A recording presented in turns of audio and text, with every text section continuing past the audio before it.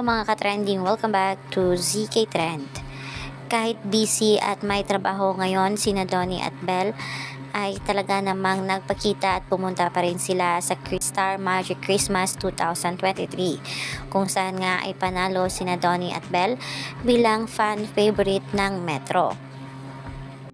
Kapwa nga tinanggap dito ni Donnie at Belle ang kani-kanilang mga awards.